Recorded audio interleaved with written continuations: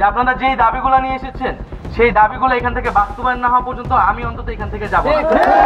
আপনি সবাইকে একটু দ্রুত আসতে বলেন, যারা মানে ডিসিশন মেকার আছে, যে বোর্ডগুলো আছে, স্পিড বোর্ড আছে বা যে ধরনের ব্যবস্থা নেওয়া যায় ট্রলার বলে দেন। এটা একদম প্রধান উপদেষ্টা থেকে নির্দেশ আছে।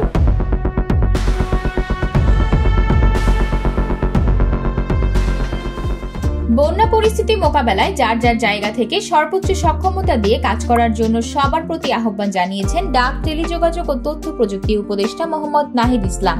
আজ বৃহস্পতিবার সকালে রাজধানীর মতিঝিলে বাংলাদেশের অভ্যন্তরীণ নৌ পরিবহন কর্তৃপক্ষের কার্যালয়ের সামনে অবস্থান নিয়ে এই আহ্বান জানান তিনি।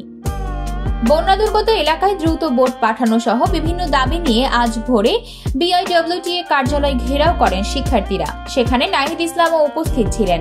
বন্যা দুর্গত এলাকাগুলোতে দ্রুত সরকারি বেসরকারি স্পিড বোট পাঠানো সহ 5 দফা দাবি জানিয়েছেন অন্তর্বর্তী সরকারের তথ্য উপদেষ্টা নাহিদ ইসলাম। নাহিদ বলেন, তারা ঐক্যবদ্ধভাবে গণ অভ্যুত্থান করেছেন। এখন একটি জাতীয় সংকট সামনে চলে এসেছে। এই পরিস্থিতি মোকাবেলায় সেই ঐক্য ধরে রাখতে হবে। সেই জায়গা থেকে তারা সব সামাজিক রাজনৈতিক শক্তি, ব্যবসায়ীদের প্রতি আহ্বান জানাচ্ছেন, সবাই যেন একসঙ্গে যার যার জায়গা থেকে সর্বোচ্চ সক্ষমতা দিয়ে কাজ করেন। তারা সবাই মিলে বাংলাদেশকে রক্ষা করবেন।